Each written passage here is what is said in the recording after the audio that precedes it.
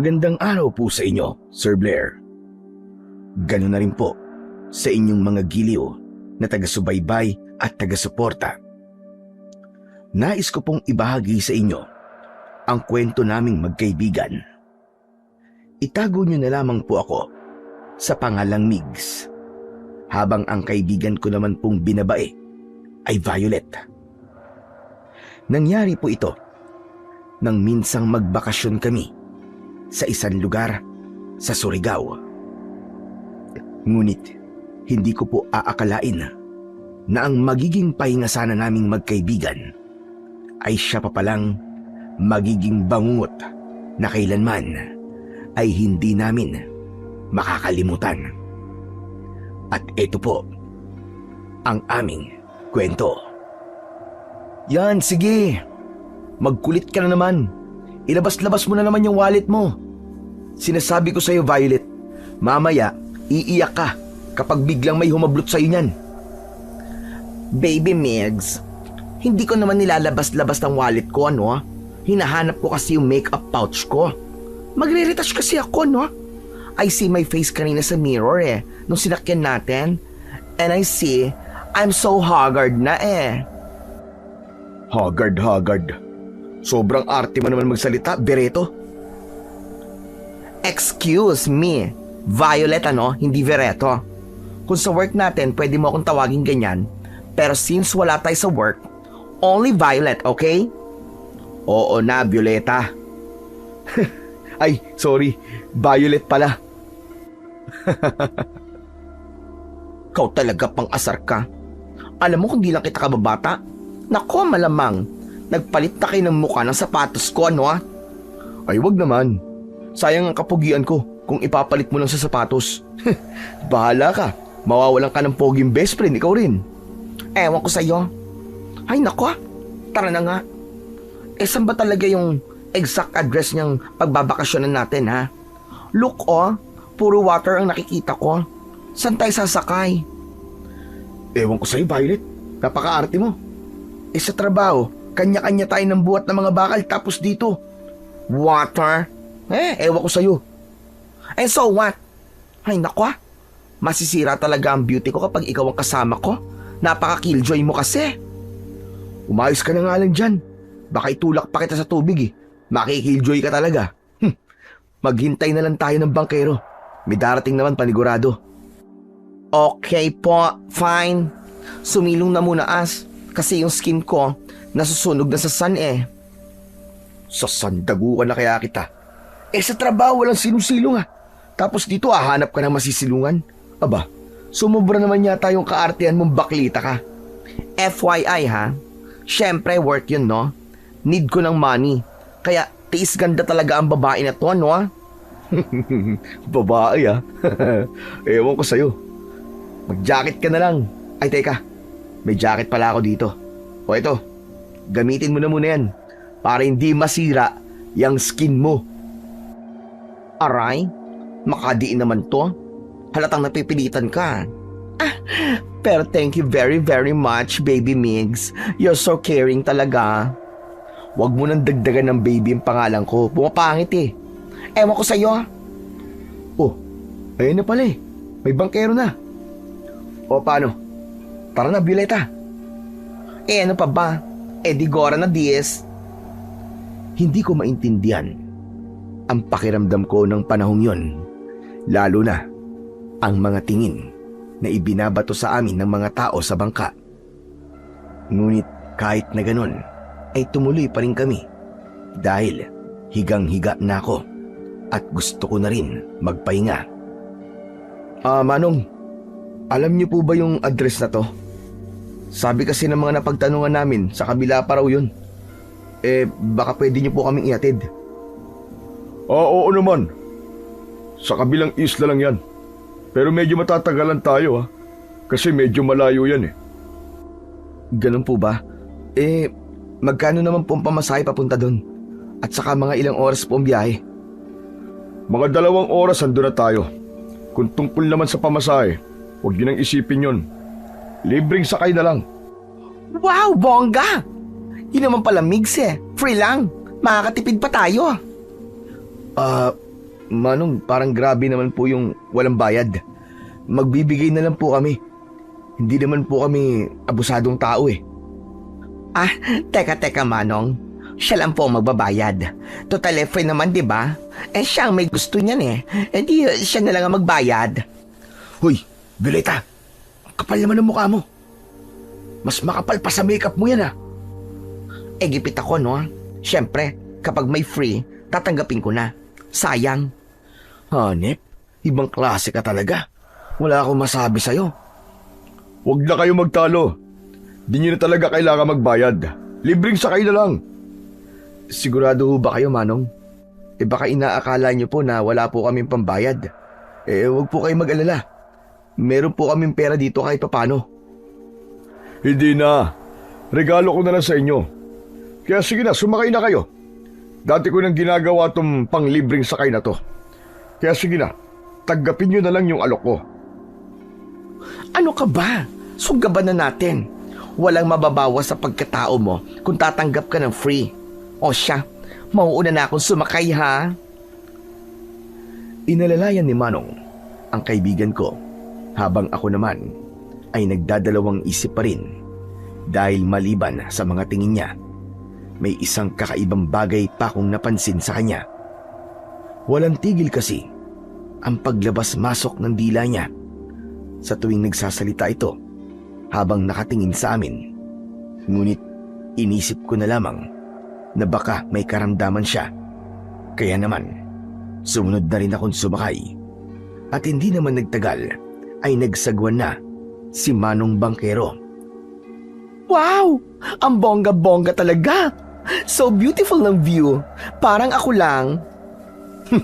Ang dami mong alam. Diyos ko, dito ka talaga naggalat. Pero pag nasa atin na lalaki ka pa sa akin Tumigil ka nga dyan. Hindi ako nagladadlad kasi marami may inggit. Start with my skin hanggang sa mala Coca-Cola ko na body, no? Coca-Cola baka mo? Saan banda dyan? Alam ko na. Yung inkan na Coca-Cola. Alam mo ikaw, kanina ka pa ha? Naaasar talaga ako sa'yo. Kukurutin ko singit mo. Ha? Bala ka na nga dyan. Biro lang naman yun. Kung naman nagtatampo ka kagad. Parang hindi ka pa nasanay sa akin. Ay nako. Manong, matagal pa ba tayo para makapagpahinga na ako? Sa dami-dami kasi ng pwedeng pagbakasyonan, yung ganito pa na napakalayo. Ewan ko ba sa isa dyan? Medyo malayo pa tayo. Pero huwag kayo masyadong mainip. Makakarating din tayo kaagad. Hoy huwag ka na magtampo. Ito naman O sige, ito na lang.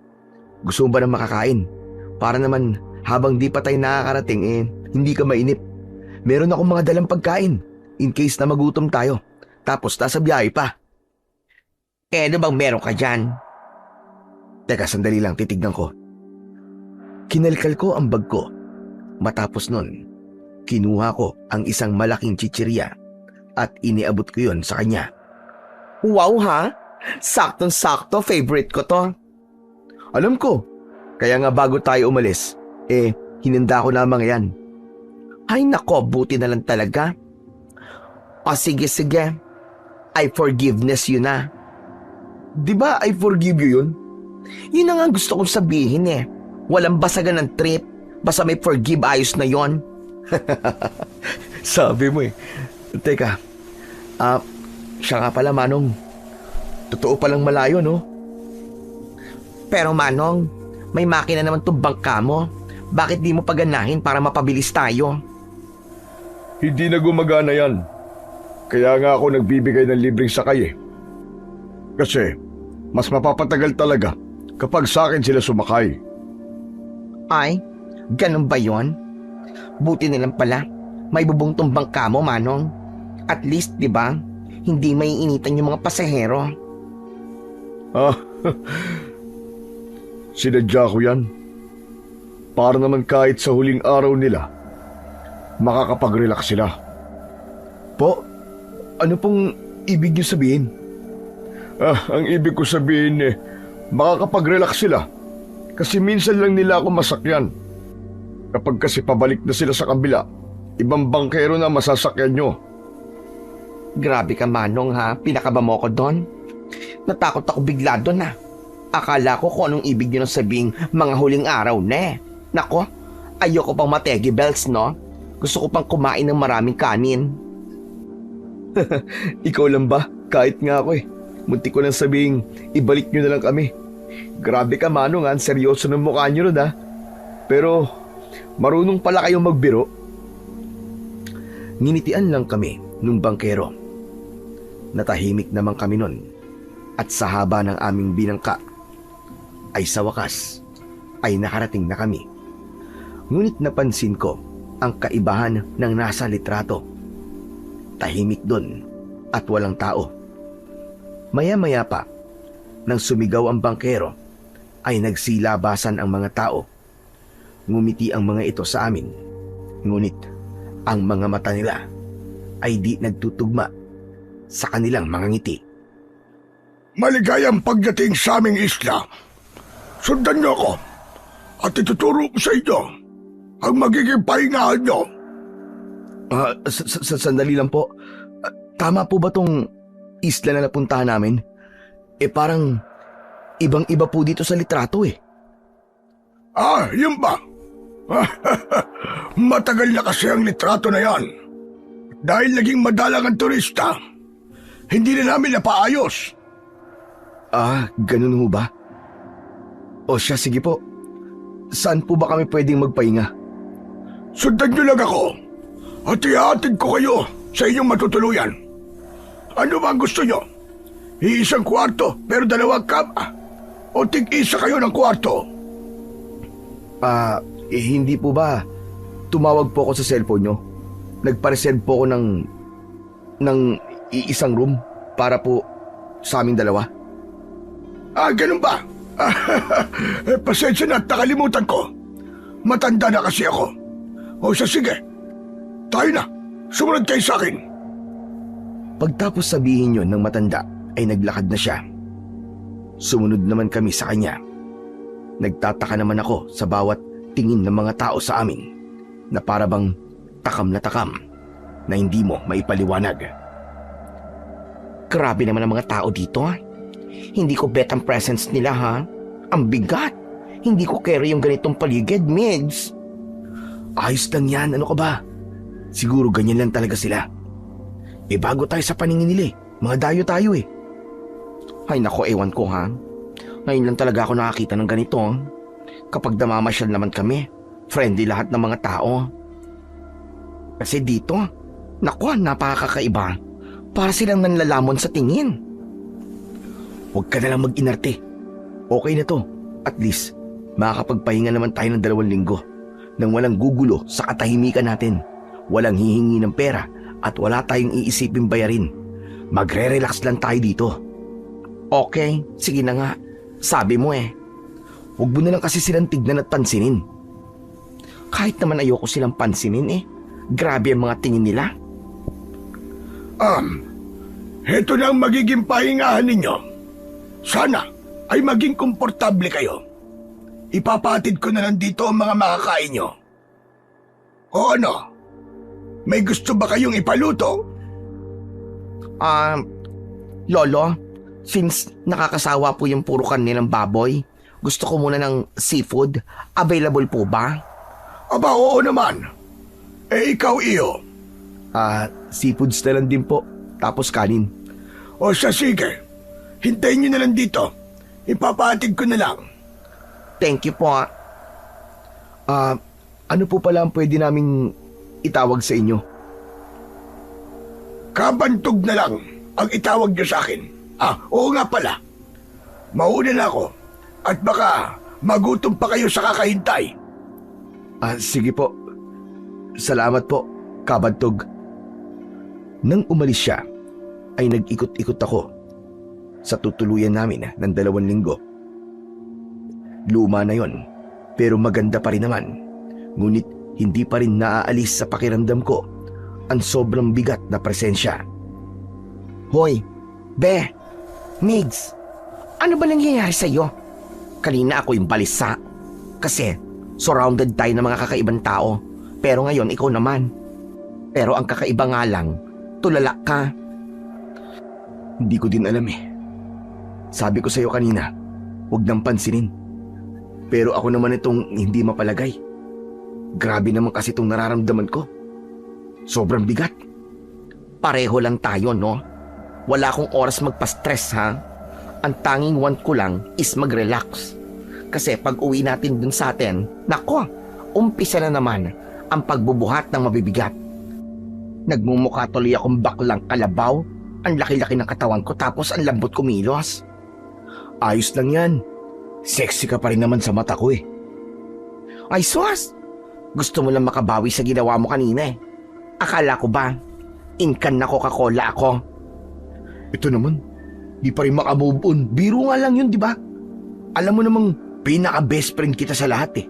Siyempre, kahit di ka perfect, para sa akin, nasa yun na ang lahat. O siya, sige na. Masaya na ako. Tama na yung pambobola mo, ha?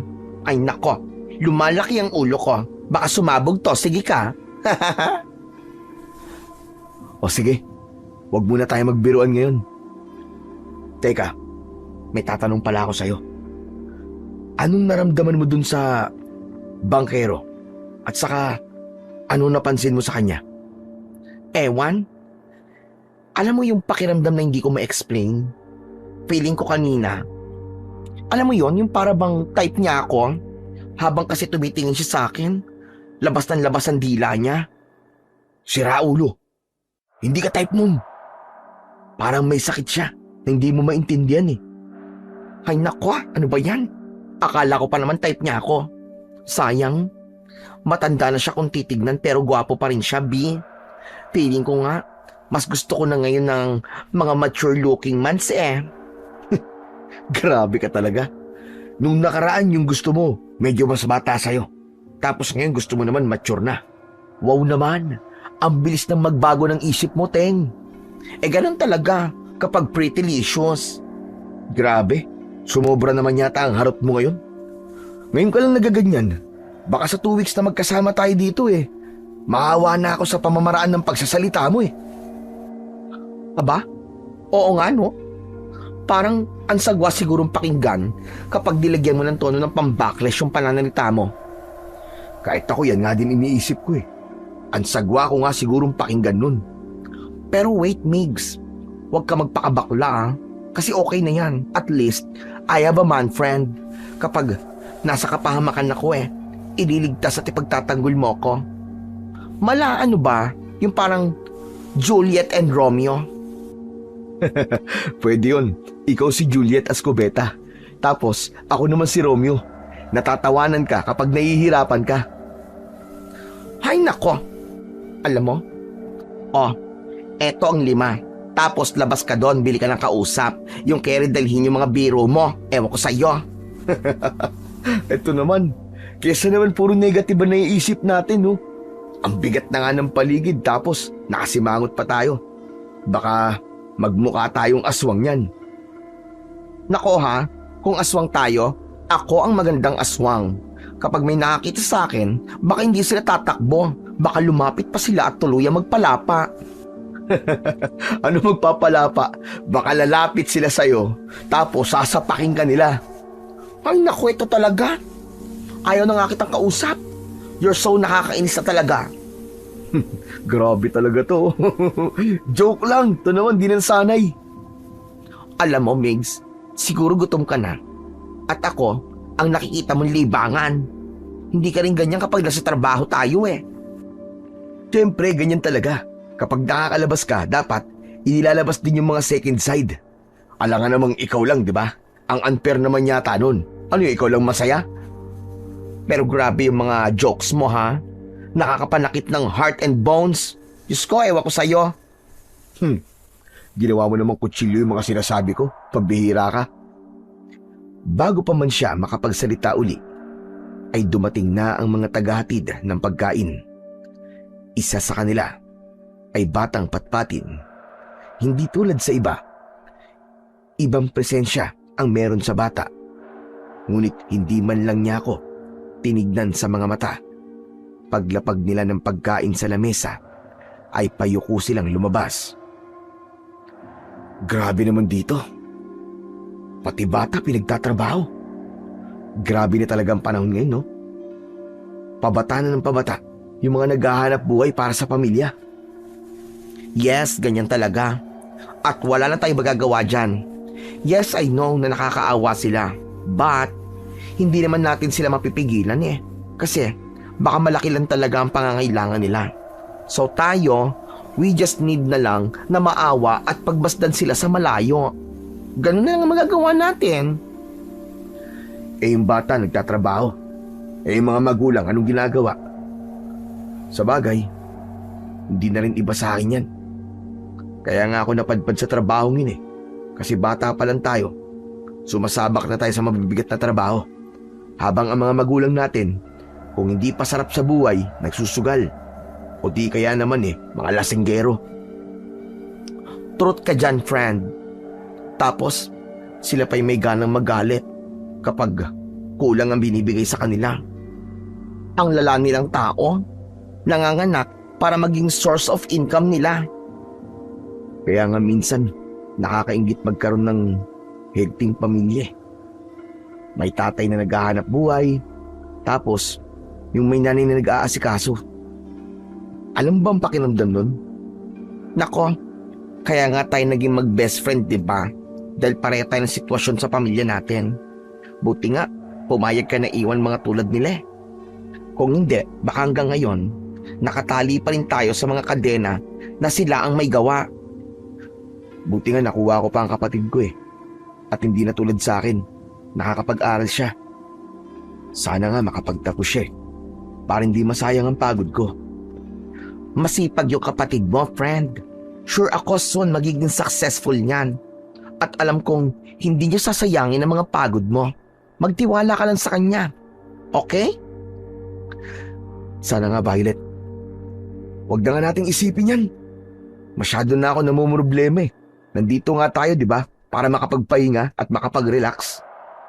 Friend, pwede rin naman na habang nagpapahinga tayo, ilabas mo ang lahat ng nararamdaman mo, di ba? Pampagaan din ang pakiramdam yun. Ayoko na magreklamo Siyempre bilang kuya at panganay sa amin, karapatan ko yun. Dahil ako may trabaho. Mali ka naman ang mindset Yes, lumaki tayo ng same situation sa mga family natin. Pero sa edad natin na to, kung nagpakamagulang sila sa atin, karapatan pa din nila na gawin yung mga ginagawa natin ngayon. Dapat tayo nag-aaral pa rin. And one thing pa, friend, hindi isang pagrereklamo ang paglalabas ng sama ng loob. So go lang! Ilabas mo lahat! Isigaw mo kung gusto mo! Alam mo, diyan ako bilib sa'yo, friend Hindi halata sa'yo na problemadong tao ka. Tapos kapag nagsasalita ka feeling ko, gumagaan yung bigat na meron dito sa dibdib ko. Siyempre, no? Ano pa nga ba? BFF things nga, di ba? Tayo lang nakakaintindi sa mga sarili natin, no? Siyempre, tayo lang din ang magtutulungan. So go! Tell me lang, ano ba yung kinikim-kim mo?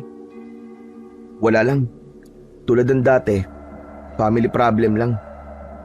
Kaya nga pumayag ako sa binigay ni boss na 2 weeks vacation para makapagpahinga ang utak ko. Nakakapagod na. Sa bagay, wala naman talagang pinagbago. Hay nako, kung kailan talaga natin na magsalita sa kanila, gagawin ko talaga. Nakakapagod na din. Para tayong nagiging human robot. Ngunit bago pa man ako tumugon sa sinabi ng kaibigan ko, 3 maruruming lalaki ang nakita kong nakasilip sa bintana ng aming tinutuluyan. Nakangiti ang mga ito sa amin. Nilapitan ko sila at tinanong, ngunit hindi sila nagsalita. Tinatanong kayo ng best friend ko kung ano ang gusto nyo. Sumagot kayo. Gusto nyo ba ng pagkain? Tumango ang mga ito. Kaya naman, kinuha ni Violet ang pagkain niya at inabot. Ngunit ang nakapagtataka ay hindi nila ito kinukuha. Ayan ang pagkain Pambihira, namimili pa kayo? Ano ba ang gusto nyo? Hay nako friend, Hayaan mo na lang sila. Baka hindi nila type yung pagkain natin. Diyos ko, mapipili pa lang mga yan. Ano ba ang gusto nyo? O sige, sagot ko na. Sabihin nyo lang sa akin. Tapos sasabihin ko doon sa harap para maihanda para sa inyo. Tinignan kaming dalawa ni Violet at ninungusuan kami. Bigla kong kinabahan sa kinilos nilang yon. Hindi ko alam, pero talagang nangilabot ako sa mga ginawa nilang yon. Hoy! Magselis nga kayo dyan! At ginugulo niyo ang mga bisita! Sige, alis! Kabantog kayo po pala. Ayos lang naman po. Inalok po namin sila ng pagkain. Baka kasi nagugutom na sila eh. Nako! Guguluhin lang kayo ng mga yan! Hindi marunong magsalita. Sadyang nangiistorbo lang sila sa tuwing may turista dito. Nako, kabantog. Wala naman po sa amin yon. Mukha kasing gutom sila. Lalo na po, nung makita ko yung katawan nila. Nako, napakapayat. Yun ba? Ganun talaga. Madalang na lang kasi ngayon na nagkakaroon ng mga tao dito sa isla. Ano po? Ang ibig ko sabihin madalang na lang ngayon ang turista dito.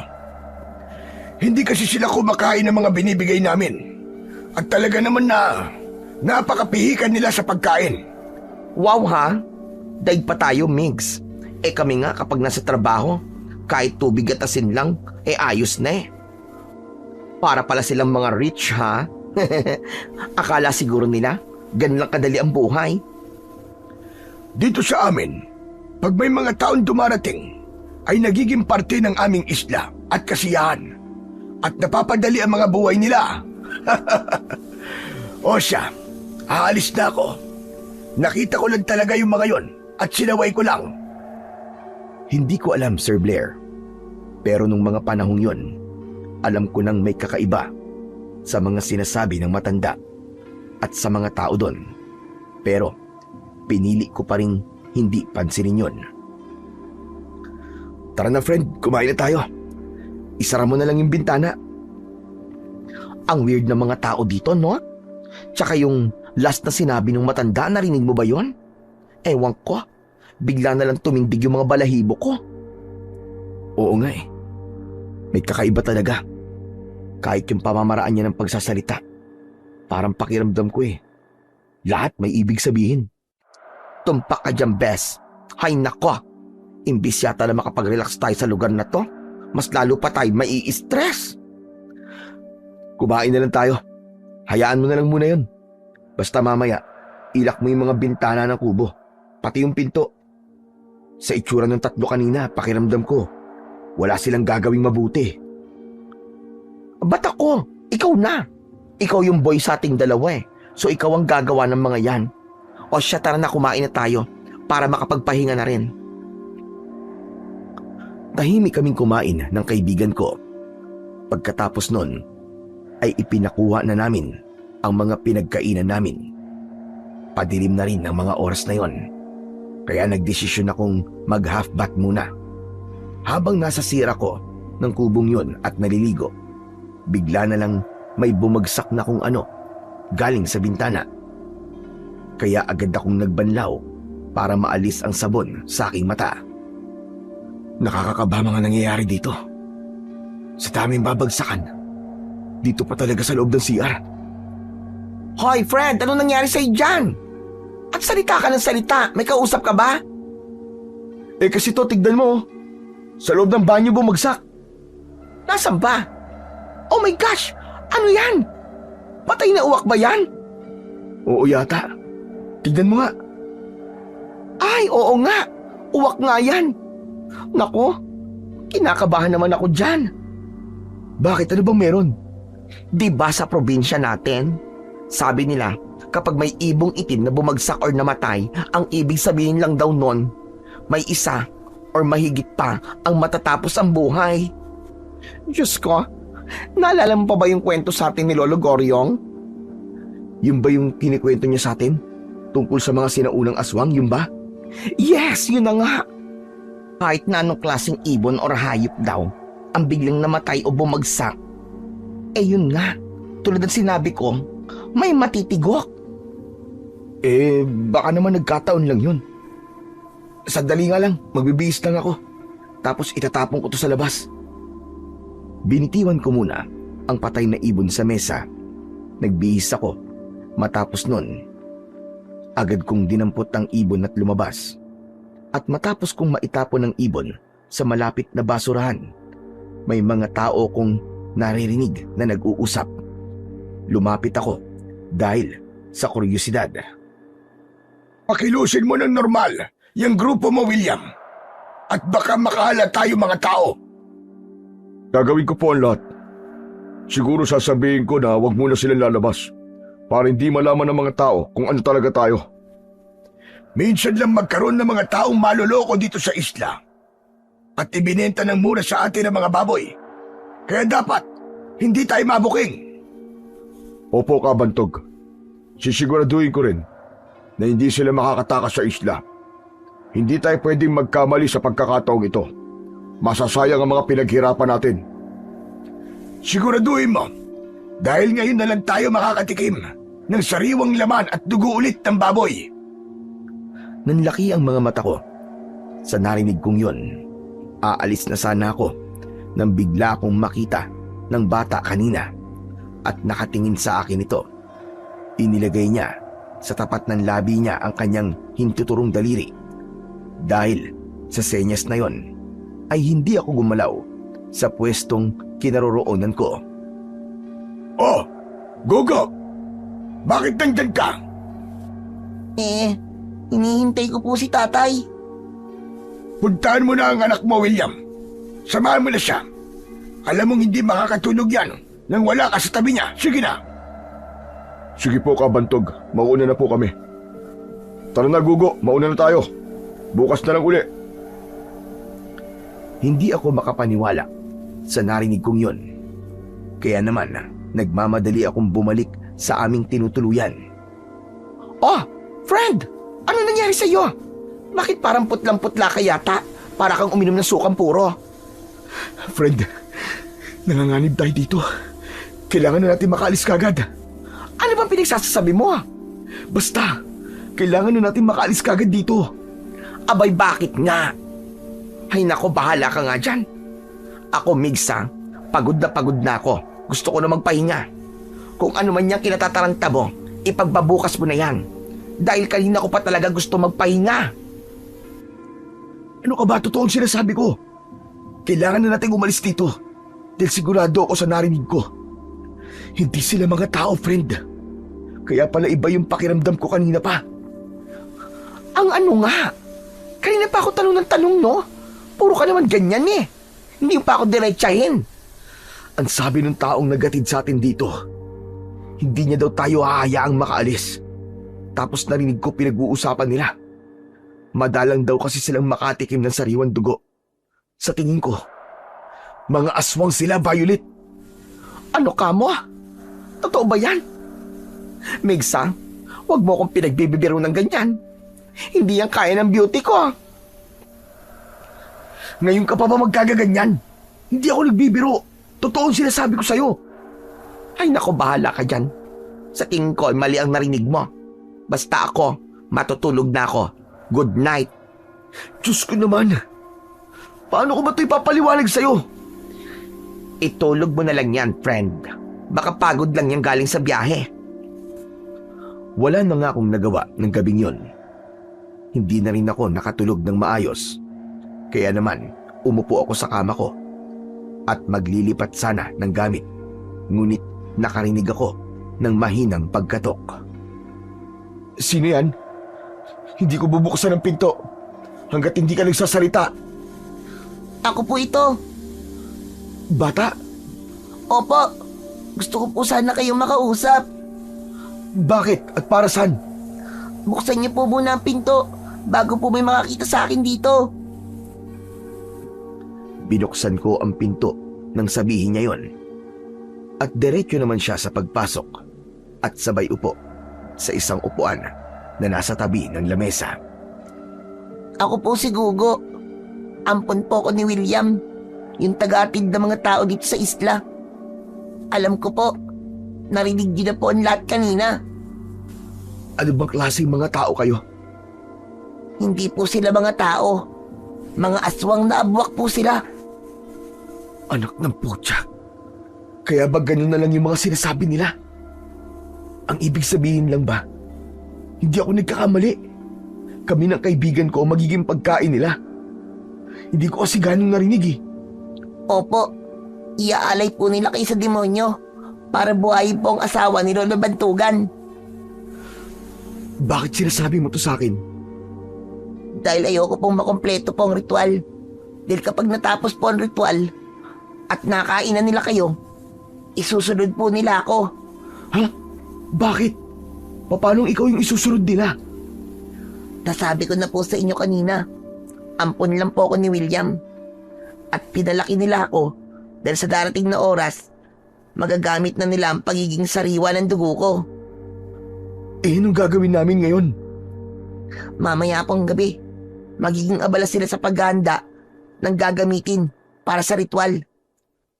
Tulungan niyo po ako ng kaibigan mo. Iahanda rin po natin ang magiging sasakyan niyo paalis po sa islang ito. Namin? Hindi ka sasama? Bakit hindi ka nalang sumama sa amin? Dahil kapag sumama po ako sa inyo at hindi nila kayo naging alay, sigurado nga hanap ulit sila ng mga tao. At dahil wala na po ako, hahanap din sila ng magiging kapalit ko. Sumama ka na lang sa amin. Tapos, pag nakalabas na tayo dito, hihingi tayo ng tulong sa mga pulis. Hindi niyo po ako naiintindihan eh. May ilan na sa mga pulis ngayon. Ang bayaran na lang. Nakasuot na lang sila ng uniforme. Pero hindi na bukol sa loob nila ang pagiging pulis nila. Anong ibig mo sabihin? May opisina ng pulis ang malapit lang dito. Paglabas ng isla. May dalawa doon ang binabayaran ni Bantugan para sa pananahimik. Ang proteksyon nila sa mga ginagawa nila. Hindi ko na alam. Ano ba dapat kong gawin? Ayaw kitang iwan dito, Gugo. Lalo na ngayong nalaman ko na nanganganib din palang buhay mo. Hindi kita kayang iwan dito. Eto kuya, kunin mo. Ano to? Diyos ko. Sino may gawa nito? Sila ang may gawa niyan. Paano mo nakuha ang mga litratong to? Huwag mo nang tanungin kuya. Basta, isa yan sa mga ebidensya na mga aswang sila. Hoy, ano ba yan? Ano ba ingay-ingay nyo? Natahimik kami nang biglang magising ang kaibigan ko. Lumingon ito sa amin at doon ko naisip na maniniwala na ito kung ang bata mismo ang magsasabi sa kanya. Oh, kasama pala yung bata kahapon. Ano bang meron? Ba't ang aga-aga ang ingay nyo? Violet, kailangan mo na maniwala ngayon sa akin. May ebidensya na ako. Sabihin mo bata, bilis. Teka, sandali lang muna. Maghihilamos lang ako para magising ang diwa ko. Huwag ka na magpaganda. Pakinggan mo muna yung bata. Ano ba kasi yon? Kinuha na ng kaibigan ko ang hawak kong album. Pagbukas niya pa lang dito, ay nanlaki na kagad ang mga mata niya at nakakailang page pa lang siya ay naitapon niya na kagad dito. Diyos ko, ano ba yan? Saan galing yan? Bakit ganyan? Anong meron? Bakit may mga dugo? Bakit may mga kumakatay ng tao? Huwag kang masyadong maingay. Sinabi ko naman sa'yo kagabi, di ba? Pero ayaw mo makinig eh. Ayaw mo maniwala eh. Inuna mo pa rin yung pagtulog mo. Diyos ko, totoo ba yan? Akala ko kasi kagabi nagbibiro ka lang eh. Kaya pala ganun yung mga tingin nila sa ating kahapon. Meg, sa'yo ko na dito. Baka gawin nila sa atin yung nandun dyan sa mga litrato ha.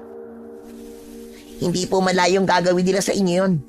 Dahil nandito na po kayo sa isla nila. Teka. Ba't nandito ba yung batang yan? Di ba kasama ka nila? Huwag po kayo mag-alala. Mapagkakatiwalaan niyo po ako. Bumuo na po kayo ng plano.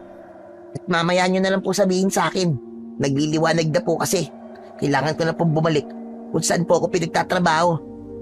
Kuya, magkita po tayo mamaya. May mga pinag-usapan na ba kayo? Bakit hindi niyo sabihin sa akin? Ako na magsasabi sa'yo mamaya. Sige na, Gugo. Nang makaalis na ang bata, ay humarap naman sa akin ang kaibigan ko. Oh, ano yan? Anong klaseng tingin yan? Oo, kinakabahan na ako sa lugar na to. Pero mas pabigat ang pakiramdam ko sa batang yun. Migs, magplano na lang tayo. Nang tayo lang. Huwag na natin siyang isali. Umalis na tayo dito mamaya. Mapapahamak yung bata. Kung di natin siya isasama, ano ka ba? Paano mapapahamak? Hindi ba? Nadatnan natin siya dito. Oo nga, tama ka. Nadatnan natin siya dito. Pero biyag siya ng mga yon. Tulungan natin siya, Violet. Aalis tayo dito nang kasama siya. Ano ba galing yung album ng mga taong duguan? Dun sa bata. Diyos ko, hindi magandang nararamdaman ko dyan sa mga gusto mong gawin, ha, Migs? Oo, sabihin na natin hindi tayo nakapag-aral. Pero alam mo, Lin, kung gaano kalakas ang pakiramdam ko. Bakit ba pinag-iisipan mo yung bata? Ampun lang siya ni Mang William, yung bangkero. Paano ba nag-umpisa ang lahat? Paano mo nalaman na hindi tao yung mga nandito? Kagabi, habang tinatapon ko yung patay na ibon, narinig ko yung nagpakilalang may-ari dito at saka yung nagatid sa atin. Ang sabi nila, hindi tayo dapat makaalis sa lugar na to. Hindi pa rin ako kumbinsido sa mga sinabi mo, Migs. May kakaiba kasi sa batang yun eh. Huwag ka agad magtiwala dun. Hindi pa natin siya lubos na kakilala. Pero nakikita ko sa mga mata niya na nagsasabi siya ng totoo. Naniniwala ka naman sa kasabihan na yan. Okay, sige, mag-deal tayo. Kung tama ako na may plano yung bata na yan sa atin, hahanapan mo ko ng apam pag-uwi. At kapag natalo naman ako sa deal na to, ako ang sasagot sa kasal nyo ni Amara. O ano, deal? Ano ba naman yan, Violet? Wala tayo sa oras para magaganyan-ganyan. Buhay natin yung nasa panganib. Ano ka ba? Hindi. Deal is deal. Mag-ayos ka na ng mga gamit at may plano ako. Alam mo naman, nagaling tayong probinsya, di ba? Kaya nakahanda ako palagi, no? Dala ko palagi yung kutsilyong pilak ni Lolo. Kaya bago tayo kikilos, aalamin na muna natin lahat ng plano nila. Don't worry, may alam ako sa mga ganito. Dahil sa probinsya namin, maraming itinuro sa akin ang lolo ko nung nabubuhay pa siya. Pero paano nga yung bata? Isa siya sa mga oobserbahan natin. Huwag ka mag-alala, magiging ayos lang tayo. Batak sa trabaho mga katawan natin at kakayanin natin kahit sino pa ang mga aswang na yan. Maniwala ka sa akin. Tulad ng sinabi ng kaibigan ko, ay umayon lamang ako sa mga kilos nila. Hindi ko alam kung ano ang nasa isip niya, pero nagtiwala ako sa kanya dahil kaibigan ko siya. Huwag ka na muna maingay. Parating na yung matanda. Buksan mo yung mga bintana, dali. Basta, yung sinabi ko sa'yo, ha? Carry ko na to. Magandang umaga sa inyo. Pwede ba akong magtanong sa inyo? Ano po yon, Lolo? Nakita ko kasi na galing dito sa loob yung anak ng bangkero namin. Tinanong ko naman siya at ang sabi niya may pinalinis daw kayo. Ano po opo. Kagabi kasi, habang naliligo ko, may bumagsak po sa loob ng banyo, patay po na uwak. Nagkalat po kasi yung balahibo doon. Siya po ang nakita ko naglalakad, kaya sa kanya ko na lang po pinalinis. Ganun ba? Pasensya na. At sinigurado ko lang, malikot kasi ang kamay ng batang yon. Baka bigla na lang kayo mawala ng gamit dyan. Iyon lang po talaga. Nakabantay naman po kami habang naglilinis siya. Ano naman kaya ang ginagawa ng batang yon? Napakaaga pa lang nasa labas na siya. Ay, hindi na po namin alam yon. Naghihilamos kasi ako kanina at nakita namin siya na naglalakad. Siya na po pinatawag ko kay Migs. Basta. Sa susunod kapag may gusto kayong ipalinis, ipatawag niyo ako at sa mga tauhan ko na lang ipapagawa ang mga gusto niyo. Sige po, wala pong problema. O siya, ano palang gusto niyo para sa almusal? Violet, ano bang gusto mo? Gusto po sana namin ng gulay, tapos sausawan na patis, tapos hihingi na rin po kami ng kalamansi. Sitaw at talong lang ang gulay na meron kami rito ngayon. Naku, okay na po yon. Gusto ko lang talagang kumain ng gulay. Ayoko muna ng karne. At nagsawa na kami sa amin. Ano bang luto ang gusto ninyo? Kahit pinakulo ang gulay na lang po, ayos na po sa amin yon. O sige, ipapatid ko na lang rito mamaya. O siya, mauuna na ako. Salamat po. Nang makaalis na ang matanda, tumingin sa akin ang kaibigan ko at napabilib naman niya ako dahil sa galing niya sa pag-arte. Hinintay lang namin ang ilang sandali at dumating na rin ang pagkain na hinihintay namin. Kinuha naman ng kaibigan ko ang pilak na kutsilyo sa kanyang maleta at hiniwa niya ang kalamansi gamit yon. At pinisil niya yon sa aming ulam at kanin. Anak ng... Ano yan? Bakit ganyan? Kakadiri! Ibig bang sabihin yan? Yung mga kinain natin kagabi ay may ilusyon din. Yak! Ang dami ko pa namang nakain kanin. Tapos ngayon makikita ko, puro uod na puti pala yung binigay nila sa atin. Yak! Yung gulay na binigay nila, hindi din siya tunay na gulay. Ano yan? Bituka? I guess bituka siya ng manok. And yung isa naman, lamang loob. Grabe! Bleh! Nasusuka ako, friend! Dali-daling nagpunta sa banyo ang kaibigan ko. Doon ay sinuka niyang lahat. At nakita niya na puro itim na bagay ang lumabas sa bibig niya. Ganon din ako dahil matapos niya ay nasuka rin ako dahil sa mga nalaman ko. Ayop na matandang yan. May oras din siya sa akin. Oh my gosh! Nakakain ako ng bulok na laman ng hindi ko alam. Paano yan, friend? Ano gagawin natin dyan sa mga pagkain na binigay nila sa atin? Itapon mo sa inidoro, tapos buhusan mo. Hindi ako kakain ulit ng bigay nila kahit kailan. Hindi sapat sa atin ang mga pagkain na dala ko. Anong gagawin natin? I-reserve mo muna yung mga pagkain. Kapag gutom na tayo, doon na lang natin kakainin. Tapos bukas ng gabi aalis tayo dito. Kailangan natin ng makapagnakaw ng bangka. Pero bakit bukas pa? Bakit hindi pa ngayon? Hindi ko na kaya yung ganito. Nagsisisi ako. Bakit kasi dito ko pa pinili magbakasyon eh? Buisit! Ay sos! Huwag ka nang gumanyan-ganyan dyan. Kahit naman magsisi ka, wala na tayong magagawa. Nangyari na to. Yun na nga eh, wala na tayong magagawa. Pero ayoko naman na mamatay dito, no? Excuse me, Migs.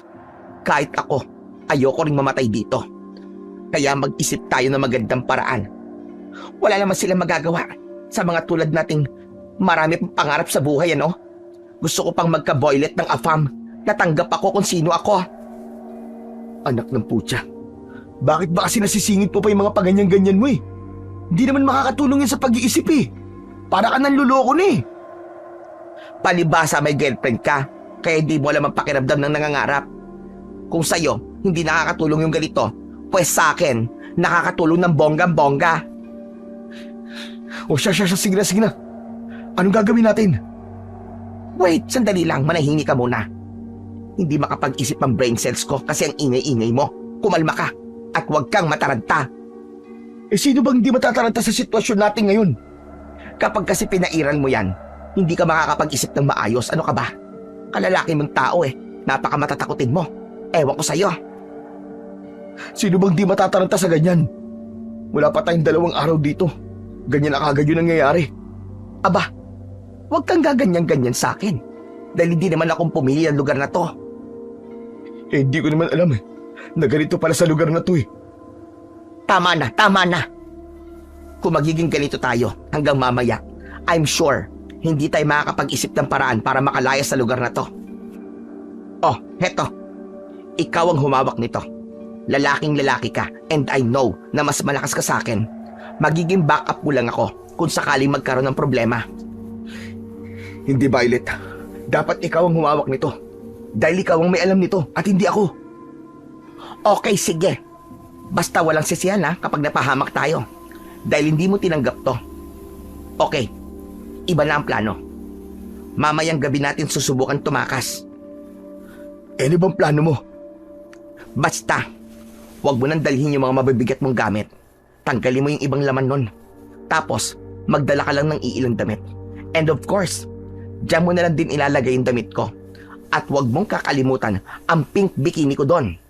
Anak ng putya naman talaga, oo. Akala ko ba, yung mga kailangan lang.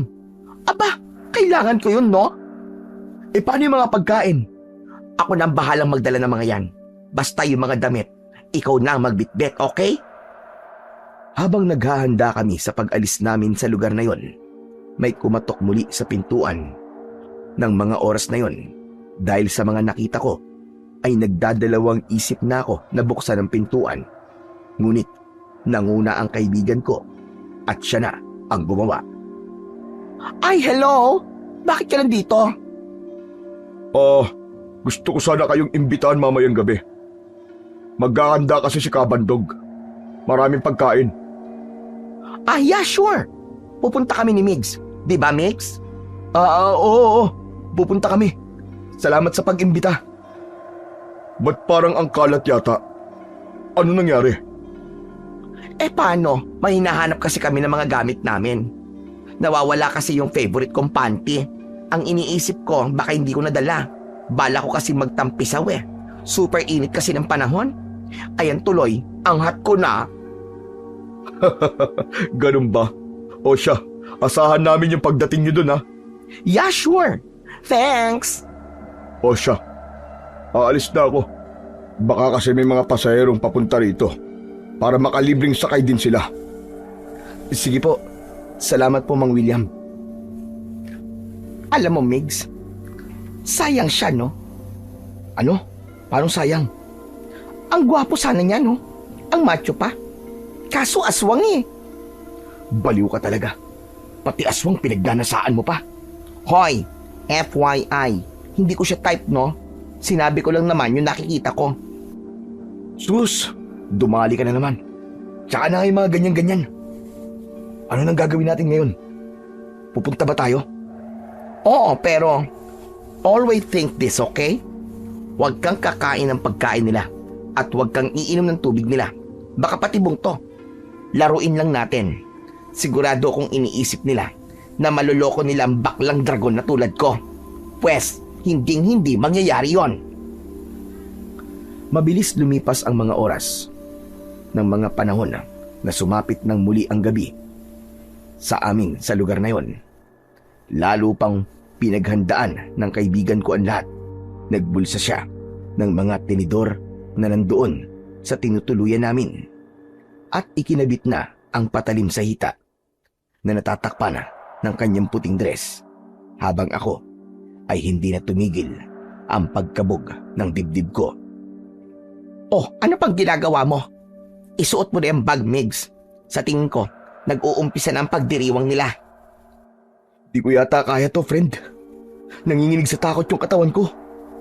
Kapag nagpatalo ka sa takot, matitigok tayo dito. Hindi mo na makikita kahit kailan ang nanay mo sugarol at ang tatay mo lasinggero at yung kapatid mo na masipag. At isa pa, hindi mo na makikita ang darling mo si Amara. O ano, gusto mo ba yun? Huwag mo naman akong tanungin ng ganyan.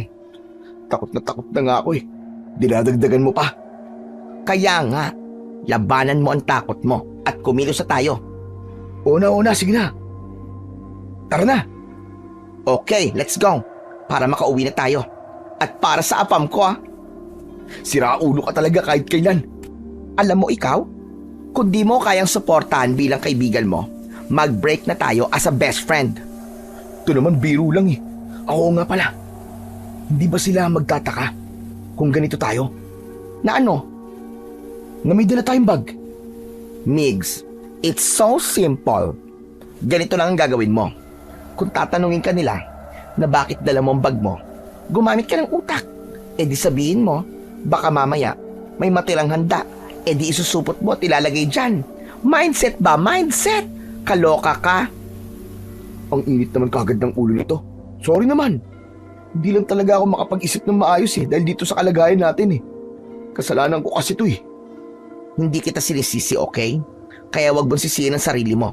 Dahil nandito. Salamat, Violet na kahit inaasar kita palagi Hindi mo ako magawang sisihin. Kahit naman ako talaga may kasalanan. Dahil ako ang pumili sa lugar na to. Ano ba? Siyempre mag-best friend tayo, di ba? Hindi tayo masisira ng dahilan dito. I know naman na buhay natin yung nakasalalay if ever na hindi tayo makatakas. Eh, hindi lang naman ako yung mamamatay, di ba? Kasi kasama ka. Eh di forever na as best friends tayong dalawa. O di ba, bongga? Si Raulo. Hindi ko alam kung matutuwa ako sa sinasabi mo o maaasar eh. Ito naman, joke lang. Tulad nga ng sinabi ko sa'yo, gusto ko pang makakilala ng AFAM. Natatanggap sa akin kung ano ako bilang isang reyna. Kaya dumating tayo dito ng buo at buhay, uuwi din tayo ng kumpleto. Gamit lang ang maiiwan natin. Pero hindi yung mga kaluluwa natin, no? Kaya let's go na. Gumagana na yung oras. Dali! Lumabas na kami sa aming tinutuluyan at nagpunta sa mga nag-iingay. Nadatnan namin doon na may bonfire. Maraming taong nag-iinuman at may mga sumasayaw rin paikot sa malaking apoy.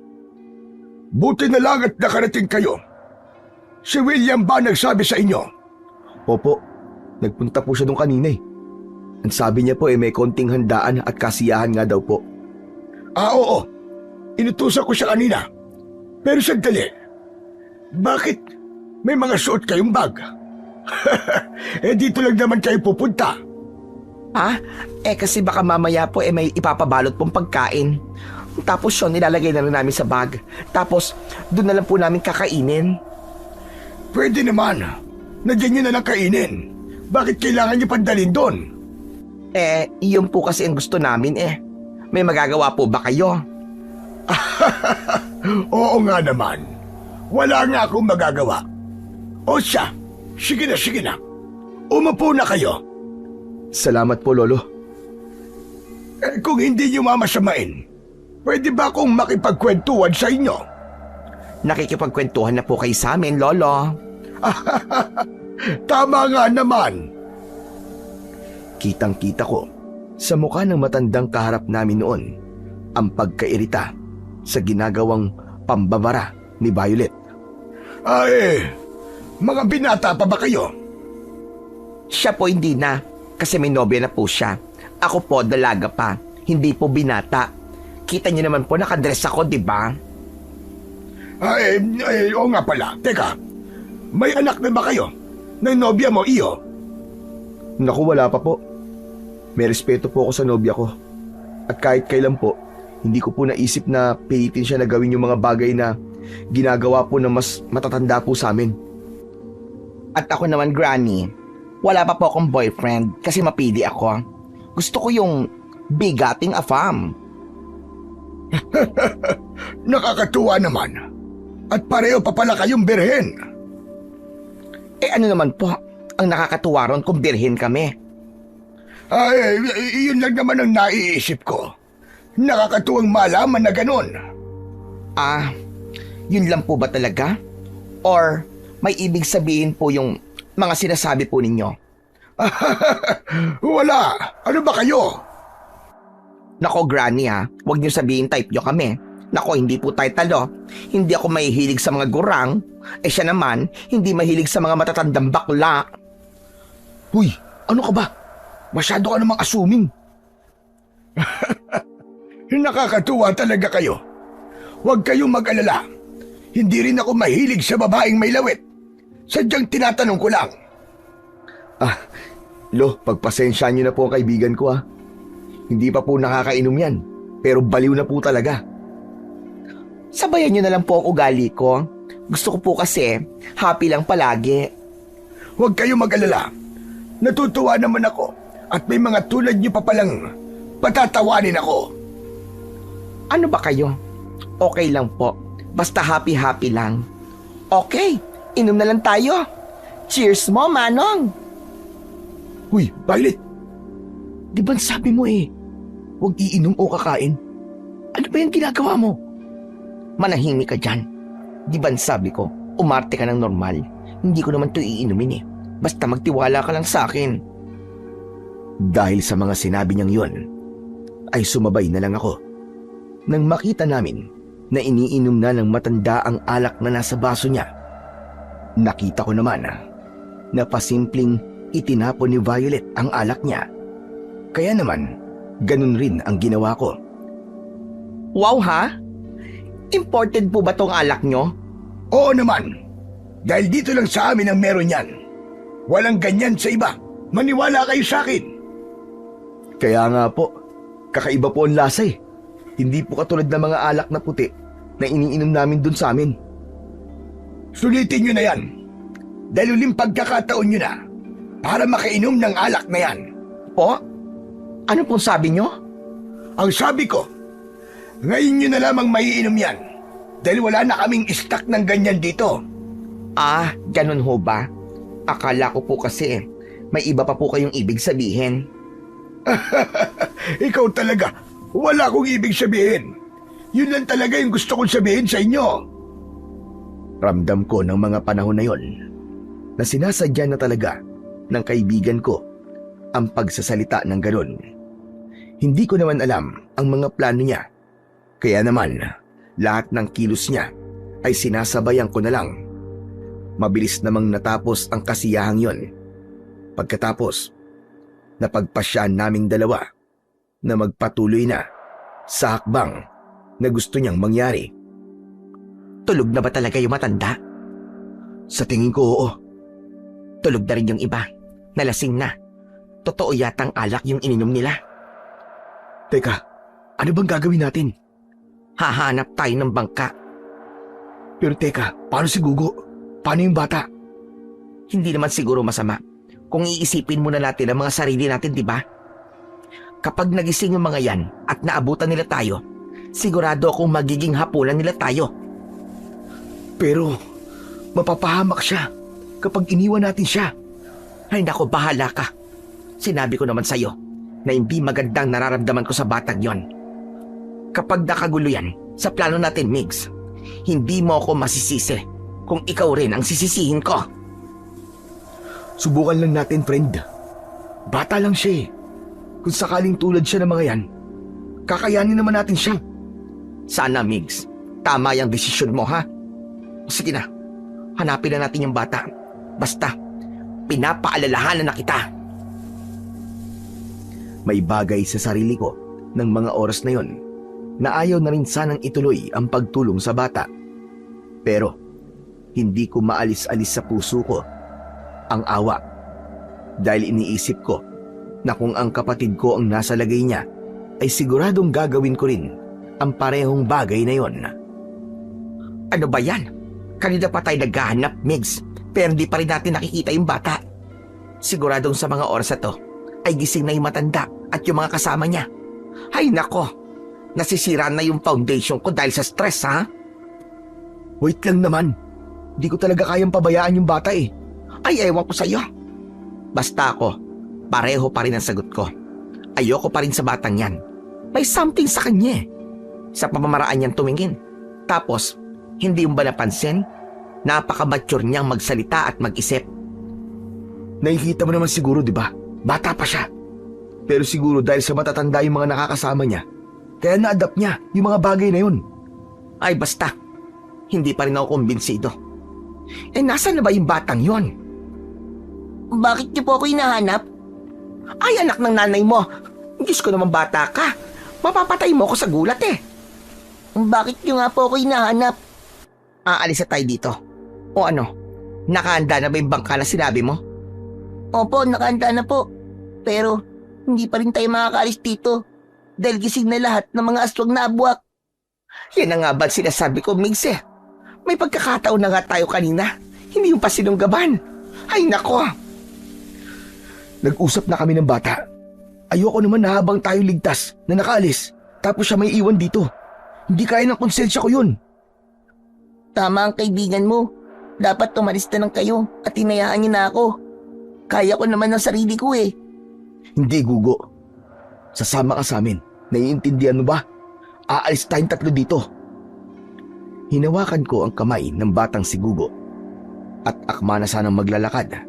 Ngunit nasa harapan na pala namin ang matanda at si William. At naroon din ang mga kasama niya. Ano ba ginagawa mo, Gugo? Itigil mo na ito. Kayo ang tumigil. Hayaan niyo na ako. At hayaan sa mga gusto kong mangyari. Wala na sila, Gugo. Tumigil ka na.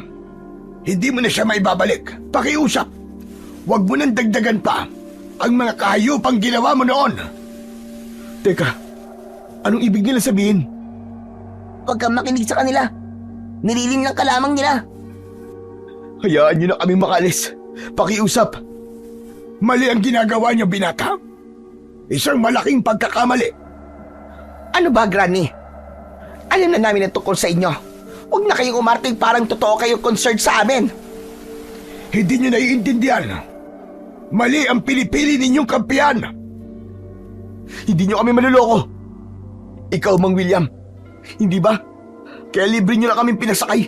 Dahil balak niyo kaming katayan. Nagkakamali ka.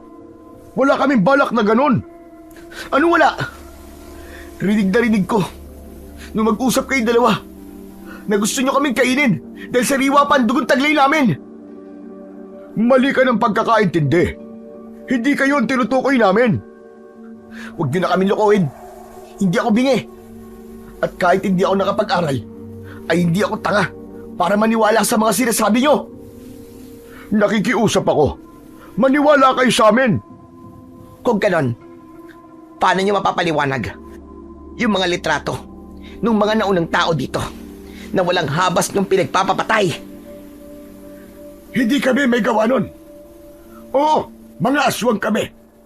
Pero hindi kami pumapatay ng tao. Dahil ang gusto lang namin ay ang tahimik na buhay. Sinungaling! At ako ang saksi sa lahat. Kaya huwag niyo na silang lilangin pa. Ano ba, Gugo? Ikaw ang nanlilin lang sa kanila. Ikaw ang may masamang balak sa dalawang taong yan. Huwag niyo nang ipasa sa bata ang mga kahayupan niyo. Bata lang siya at hindi niya kayang gawin ang mga sinasabi niyo. Nagkakamali kayo. Sinungaling ang batang yan. Maniwala kayo. Kung ayaw ninyong matulad sa mga taong pinatay niya, ay huwag niyo na siyang paniwalaan. Migs, hindi na maganda ang pakiramdam ko rito. Sa palagay ko, kailangan na natin tumakbo. Gugo, halika na, tumakbo na tayo. Huwag na tayong mag-aksaya ng oras. Hinawakan lang ng bata ang kamay ko. Naramdaman ko ang malalamig niyang palad at walang pag-aalinlangan akong sumigaw para iparinig sa kaibigan ko. Natatakbo na kami. Habang tumatakbo, nasulyapan ko pa ang itsura ng bata at nakita kong nakangisi ito. May pumasok sa utak ko na parang hindi tama sa mga nangyayari. Habang ang matanda naman at ang mga kasama niya ay napansin kong nagbagong anyo bilang uwak at taong bayawak. Bilisan niyo tumakbo! Humahabol sila! Fred, yung patalim mo, ilabas mo! Inilabas ng kaibigan ko ang patalim at hinawakan ko yun na maigpit. Habang ramdam ko naman sa lupa ang papalapit na mga aswang. Hanggang sa mabilis kaming naharangan ng mga abwak. Aatras sana kami pabalik, ngunit may nakaharang na pala sa likuran namin. Mali ang ginagawa niyong ito. Kapag naniwala kayo sa batang yan, siguradong mamamatay din kayo. Katulad ng mga nauna. Hindi kami mga tunay na masasama. Dahil ang totoong demonyo ay ang batang yan. Maniwala kayo sa amin. Ayaw namin kayo saktan. Kaya sana ay pakinggan niyo kami. Ayaw niyo pala kami saktan, pero bakit ganun? Libreng sakay, papunta sa isla ng mga aswang. Mula palang umpisa, ay niloloko niyo na kami. Paraanin niyo kami. At hayaan na lang. Itigil mo na to, Gugo. Hayaan mo na ang mga taong yan. Huwag mo nang dagdagan ang mga kasalanan mo. Ano ba pinagsasasabi niyo? Hindi ba't ampun mo lang naman ang batang ito? Huwag kayong maniwala dyan. Dahil sinungaling nga yan. Hindi. Mas lalong ayaw naming maniwala sa inyo. Dahil mga aswang kayo. Kung aswang kami, anak ng dyablo ang batang yan. Pakinggan niyo ako. Dahil mas malakas pa ang batang yan sa mga tulad naming abwak. Bago pa man ako makasagot, Narinig ko na sumigaw ang bata at nalaman ko na hawak na pala siya ng matanda. Pumasok sila sa butas na sila din ang may gawa. Mga hayop kayo! Pakawalan niyo ang bata! Kayo na lang ang umalis. Kung ayaw maniwala sa amin, ay walang problema doon. Basta hindi niyo isasama si Gugo. Dahil sa oras na makalabas siya ng islang ito, mas marami ang mapapahamak! Mabilis na pumasok ang aswang pabalik sa butas at ganun din ang iba. Iniwan nila kami ng kaibigan ko habang ako ay pinoproseso sa utak ko ang mga huling sinabi ni Mang William. Migs, ano ba? Kumilos na tayo. Hayaan na natin yung bata. Migs! Ano ba? Ano ba nangyayari sa'yo? Hindi ko kayang iwan yung bata, Violet. Hindi mo ba narinig yung sinabi ng matanda at ni William? Sa tingin ko may hindi talaga tama sa nangyayari dito. Kahit ano pa sabihin mo, Violet, yung bata nasa panganib. At dahil alam ko may mangyayaring hindi maganda sa kanya, isasama ko pa rin siya. Anak ng putya naman. Ano ba nangyayari sa'yo, Migs? Bakit pa ganyan ka? Bakit pa nagpapakatanga ka? Kung totoo ang sinasabi ng batang yon, dapat kanina, nung may pagkakataon ng mga abuak na yon, nakatayid tayo. Dapat ginawa nila. Pero hindi nila ginawa. Sa tingin ko, hindi talaga yung matanda at yung mga kasama niya ang tunay na kalaban dito. Ikaw nga ang dapat tanungin ko eh. Ano ba nangyayari sa'yo? Hindi ka ba naaawa sa bata? Paano ko mapahamak siya? Hindi ka ba kakainin ng konsensya mo? Sige nga! Aba, Migs, huwag kang ganyan kung magsalita. Sige, kung sabihin kong hindi ako makakaramdam ng awa, anong gagawin mo? Grabe ka naman, Violet. Hindi mo nalang inisip na kawawa yung bata kapag pinatay siya ng mga hayop na yun. Pero kung tayo naman ang mapapahamak dahil dyan sa ginagawa mo, sige nga. Hindi tayo mapapahamak kung nag-iisip ka lang sana. Teka nga, Migs, ba't parang pinapalabas mo yata na mali ang mga sinasabi ko? Kasi mali naman talaga eh. Pinag-iisipan mo yung bata ng kung ano-ano. Tama ba yun? Ang tanga mo pala eh. Isipin mo ang sinabi ng mga yon. Di ba? Parang may mali. Tapos sasabi mo mali ako. Alam mo, Migs, kung hindi ka kasi nag-iisip ng ganyan, at hindi ito yung pinili mong lugar para pagbakasyonan, di sana, nagpapahinga tayo ngayon. Di lumabas din yung totoo. Sinasabi mo pa na hindi mo ako sinisisi, pero ayan, sa bunganga mo na mismo nang galing. Tama nga ako. Kahit sinasabi mong hindi, bibig mo na mismo nagbulgar sa'yo. Peking kaibigan. Ang galing mo naman pala no? Sige, kung ganun ang pagkakaintindi mo, okay fine, sinisisi nga kita. Kasi, kung hindi naman matigas ang ulo mo, kanina pa sana tayo nakaalis dito, pero ano to? Ano nangyayari sa atin ngayon? Napakawalang puso mo naman. Kung hahayaan mo lang yung bata sa mga halimaw. Ang kulit mo naman talaga, Migs. Bakit pa hindi ka makinig sa akin? Hindi ordinaryo ang batang yon, naiintindihan mo ba? Hindi siya ordinaryong bata.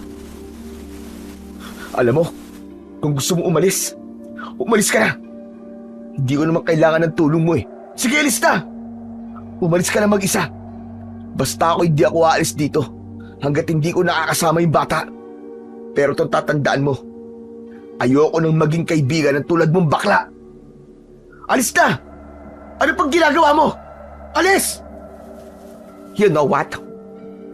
Kung alam ko lang na mangyayari to, at dito masisira yung napakatagal nating pagsasama bilang magkaibigan, hindi na sana ako pumayag na magbakasyon at nagtrabaho na lamang ako. Umalis ka na. Ayoko nang marinig ang mga sasabihin mo. Di ba? Yan naman ang gusto mo, ang iligtas sa sarili mo. Kaya umalis ka na! Alis! Labag sa kalooban ko ang gawin yon sa kaibigan ko. Dahil habang sinasabi ko ang mga bagay na yon, nasasaktan din ako. Dahil kahit noon, hindi ko minaliit ang pagiging pusong babae niya. Ngunit dahil doon, sa hindi namin pagkakasundo, ay nakapagsalita ako ng hindi maganda. Ngunit pinigilan ko ang aking sarili dahil sa kagustuhan kong maisama ang bata. Bumalik ako sa lugar kung saan kami nanggaling kanina. Naglakad ako hanggang sa narinig ko ang malalakas na sigaw. Hindi yun galing sa bata dahil boses yun ng matanda at ni William. Kaya naman, mabilis akong tumakbo papunta sa kinaroroonan nila. Hayop kayo! Paano nyo nagawa magtaksil sa amin? Sikreto na pala kayong umaanib kay Gugo! Dahil mga hangal kayo. Kung pinabayaan nyo na lang sana akong kunin ang 2 taong yun, nasasagawa ko na sana ngayon ng ritual sa muling pagbuhay sa lola ko. Hindi mo naman kailangan gawin yan, Gugo. Kailangan ba na kapag aswang ay magiging masama na tayo palagi? Nananahimik na ang kaluluwa ng lola mo. Huwag mo na siyang guluhin pa. Ayoko! Dahil hindi ko maaatim na mabuhay na wala siya, na hindi ko mararanasan ang mga kain ng laman ng tao. At dahil nawala na siya, ay itinigil niyo na ang pagpatay. Hindi ko na tuloy magawa ang pagganti sa mga tao. Para saan pa, Gugo? Mabuhay na lang tayo ng katulad sa mga tao. Ayoko na ng ganito. Ayoko nang pumatay. Dinala ko sila rito. Hindi dahil sa gusto natin silang biktimahin, kundi dahil gusto ko mamuhay na katulad nila at kalimutan ang mga masasamang alaala. Yan ang hindi ko magugustuhan, Ama. Kaya gusto kong maibalik si Lola para bumalik na rin ang pangingin mapanghalib na aswang natin. Gusto kong katakutan ng lahat at kilalanin na pinakamalakas. Dahil dyan sa gusto mo, ay pwede ka mapahamak, Gugo. Nakita mo nangyari sa nanay at lola mo. Dahil sa pag-angad nila ng sariwan dugo ng tao, ay napahamak sila. Yun ang bagay na hindi mangyayari sa akin. Dahil nakuha ko na ang kapangyarihang itim ni Lola. Bilang isang abwak, mamanahin ko ang lahat ng sa kanya. At kapag nagawa ko na siyang maibalik, itutuloy na namin ang lahat ng mga nasimulan niya. Tumigil ka na, Gugo.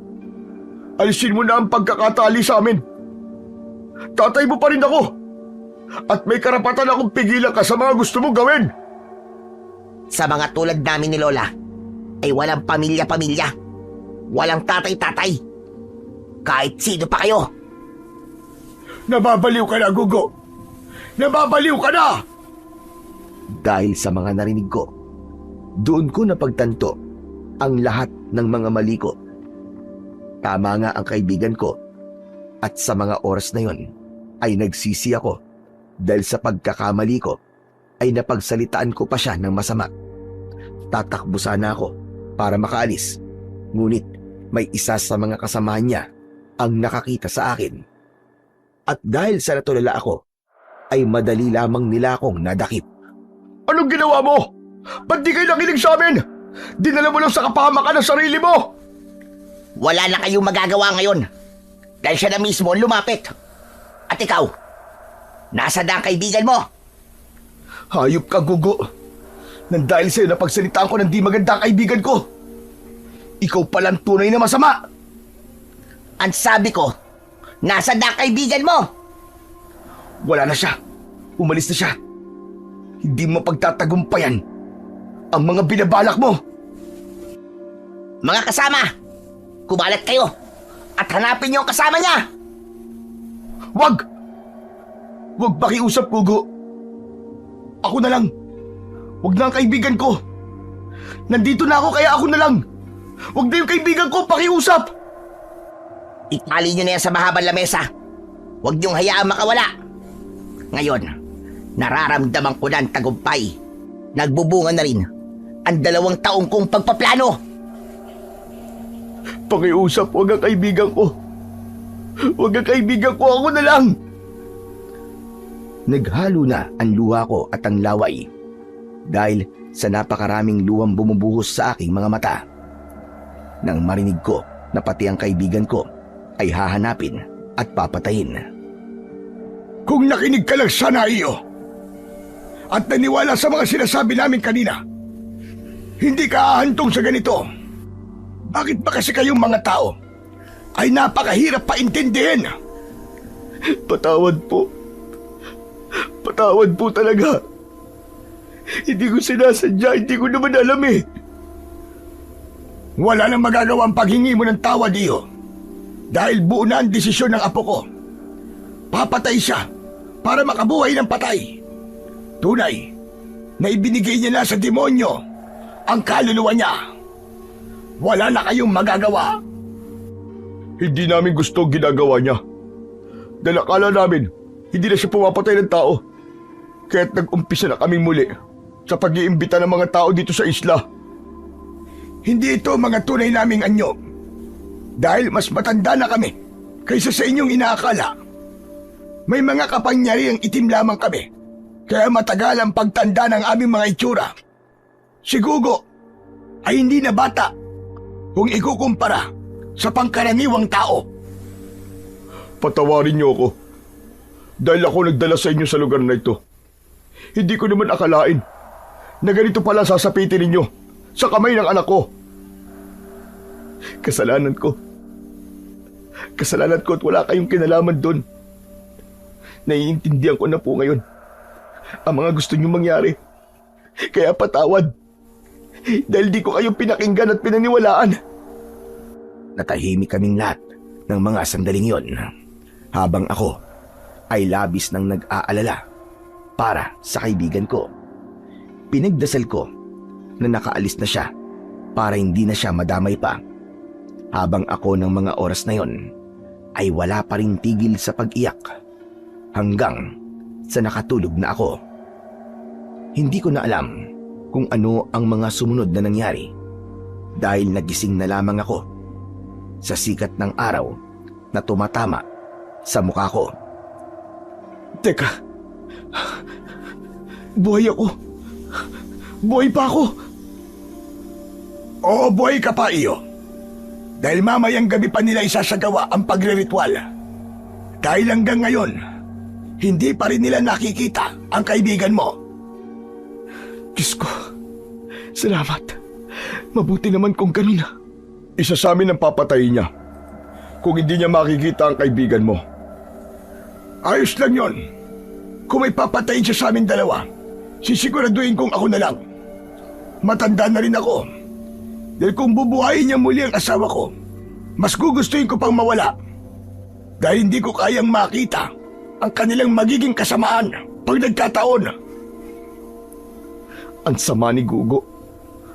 Napakasama niya. Pero teka, may paraan pa po ba para makatakas po tayo sa islang to? Hindi ko alam, pero pwede natin subukan. Nagtulungan ang dalawa sa tabi ko na matanggal ang kanilang mga tali.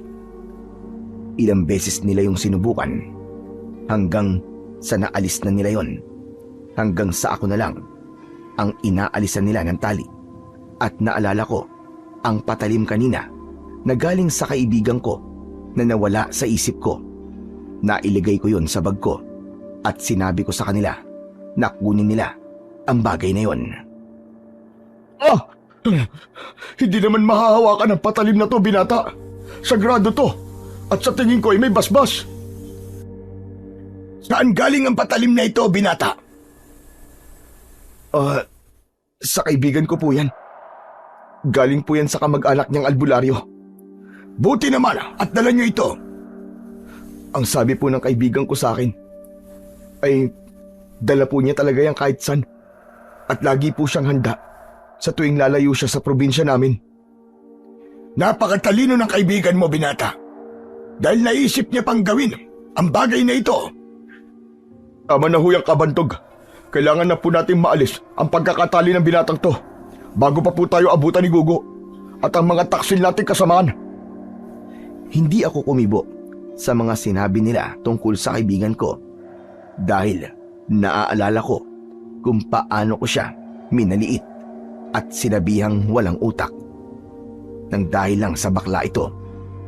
At nang maalis na nila ako sa pagkakatali, kinuha ko agad ang gamit ko at akma na sanang aalis, ngunit dumating ang ibang kasama ni Gugo. Sandali lang naman, mga kasama! Hayaan niyo na siyang makaalis. Isipin niyo na lang ang matagal na natin pinagsamahan. Huwag na tayong manakit ng tao. Tama si Kabantog. Itigil niyo na ito mga kasama. At umanib na muli sa amin. Walang saysay ang manakit pa ng tao. At gawin silang mga pagkain natin. Sumagot ang isa sa mga humarang sa akin ng mga oras na yon. Ayon sa kanya, naaswang sila at may karapatan silang kumain ng kung anuman ang naisin nila. Dahil sawa na raw sila sa pagiging sunod-sunuran nila. Ang pag-anib niyo ba kay Gugo ay hindi pagiging sunod-sunuran na? Akala niyo ba ay mapapadali ang pagiging malayang aswang ninyo? Sa oras na buhayin niya ang kasama ko, isang malaking pagkakamali yon mga kasama. Dahil mas lalo kayo mahihirapan.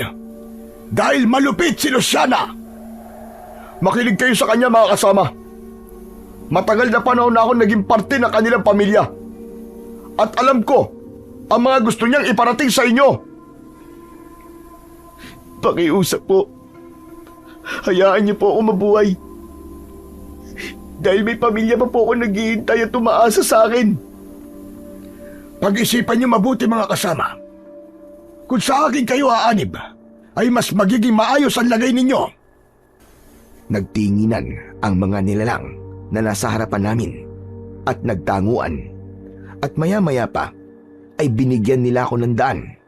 Sumunod naman sa akin si Mang William dahil siya daw ang nakakaalam ng bangka na may makina. Maraming salamat po. Maraming salamat, Mang William. Dahil tinutulungan niyo po ako. Kahit sa likod naman nun, ay hindi ako naging maingat. At hindi ko po agad nakita ang mga kagustuhan niyo para sa amin ng kaibigan ko. Wala na yung kalimutan mo na. Gusto ko lang talaga na matapos ng pagiging masamang abwak ng angkan ko. Ayaw na naming tumikim ng tao dahil gusto naming mabuhay na lang ng tahimik. Maraming salamat po talaga, Mang William. Salamat po. Hindi pa man kami sobrang nakakalayo ng oras na yon. Narinig ko na ang matandang abwak na sumisigaw. Halata dito na nahihirapan siya. Dahil doon, napakapit ako ng mahigpit sa aking damit. Mukhang alam na ng anak ko ang pagtakas natin. Sigurado ako sa mga oras na ito ay pinakalat niya na ang iba pa naming mga kasama. Kailangan makaalis na bago pa man niya tayo maabutan. Bilisan natin! Sa mga panahong yon, ay wala kaming tigil sa pagtakbo sa buwanginan dahil ang tanging hangad namin ay makarating kagad sa bangka. Inabot na kami ng dilim at hindi pa din namin nakikita ang aming sasakyang bangka. Kaya naman, itinago ako ni Mang William sa isang mabatong bahagi ng kanilang isla. Napakatuso talaga ni Gugo. Nagawa niya pang maipatago ang lahat ng mga bangka ko. Sigurado ko na sa una pa lang ay pinaghandaan niya na to. Ano nang nangyayari sa anak ko? At nagawa niya ang bagay na to. Makakaalis din po ako dito. At kapag nangyari po yun, tatanawin ko pong isang utang na loob ang bagay na yun. Kahit hindi mo nagawin ang bagay na yun, ayos naman na. Basta't ang mahalaga ay makaalis ka. Yun lang. Ang kaibigan ko kaya, kumusta na kaya siya? Nakaalis na kaya siya ng isla? Sana naman ay maayos na ang lagay niya ngayon. Ramdam ko na hindi napahamak ang kaibigan mo. Bukas tayo kikilos at mahina nun ang kapangyarihang taglay ni Gugo. Nangangako ko, dahil ako nagdala sa'yo dito, sisiguraduhin kong maibabalik kita ng ligtas sa kabilang isla. Sa mga oras na yon, hindi ko napigilan ang mayakap ang nilalang na nasa harap ko. Dahil ramdam ko ang pagiging mabuting tatay niya. Dahil ayaw niyang makasakit ang anak niya. Isang bagay na hindi ko naramdaman sa tatay ko. Dahil nga, lasinggero ito. Oh, bakit ka umiiyak? Tumahang ka na. Lalaki ka, iho. At dapat, lakasan mo ang loob mo. Hindi ko lang po talaga maintindihan eh. Napakabuti niyo po pala. Nagsisisi po ako na pinag-isipan ko po kayo na masama. Samantalang isang tunay na mapagmahal na tatay po pala kayo. Kung ako ang tatanungin, ay ayoko ang pagiging aswang ko. Gusto kong mamuhay at magkaroon talaga ng tahanang hindi magulo. Hindi dahil sa hidwaan ng mga tao at mga katulad namin, ay napili akong magpakasal sa anak ni Kabantog. Isang bagay na pinagsisiyan ko dahil sa gulo na nangyayari ngayon. Kung ganon, pinagsisiyan mo rin ba na maging anak mo ako? Gugo, anak! Nagulat kami dahil sa narinig namin. Nasa likuran na pala namin ang kanyang anak. Hindi na ito anyong bata.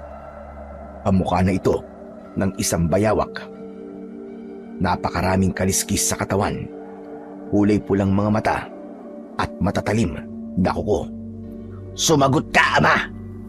Pinagsisisihan mo ba na maging anak ako? Oo! Dahil napakasama mo. Hindi ako nawalan ng oras para magpaalala sa'yo na dapat ay maging mabuting bata ka. Pero ano itong ginagawa mo ngayon? Pumapatay ka ng tao!